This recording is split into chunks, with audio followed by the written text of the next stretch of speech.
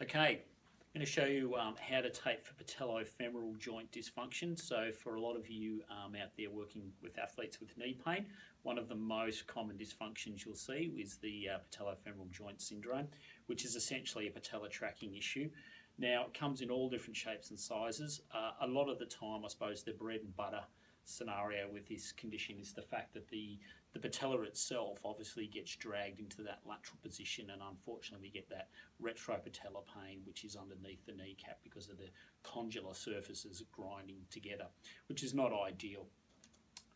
Part of that can be because of, obviously we've explored the hip protocol that I've done before and so forth with you all, but that can be because the rec fem is quite tight, and there's obviously going to be some issues with that because your clients, when especially in this position, kneeling, because the rec fem will be tight, it'll push the kneecap back up into that those condylar surfaces. It's not ideal.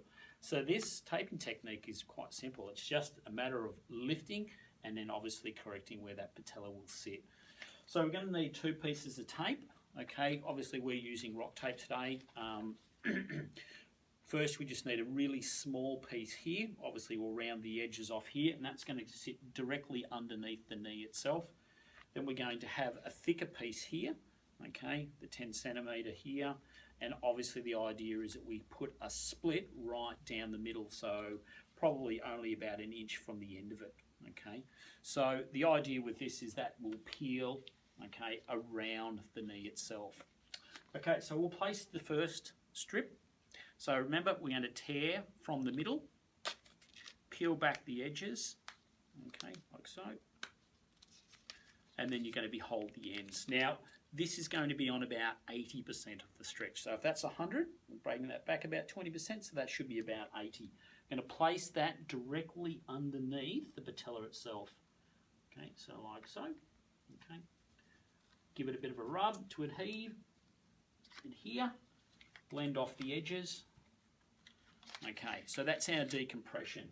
The second part will be this longer piece here. Now, what we need to do here is we have to make sure that we measure about 3 finger widths above the knee itself. That's where the split is going to go. So make sure that that split will go about 3 finger widths above, okay? Really, really important. Otherwise, you're going to end up really close to the knee and you'll tape straight over the top of the patella, and then you won't get that lifting and that correcting. Okay, so once again, let's just tear the top of the 2 of the tail pieces. We will then peel off the backing for the anchor. Make sure that you don't stick yourself to the tape. Remember, 3 finger widths above. Okay. Place that down. That will be your anchor. So there's no stretch on that whatsoever.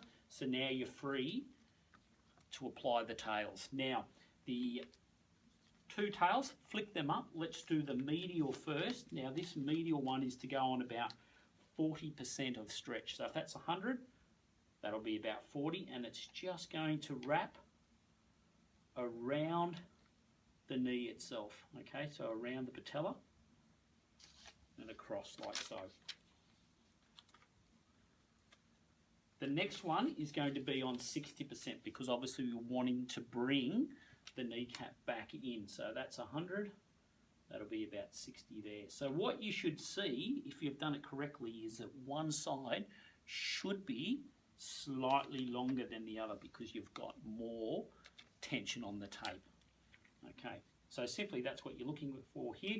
If you bring the knee up, what you should start to see is almost like a granny knee, so that crinkling in the knee skin itself, and that will give us the indication that we're actually lifting and offloading it.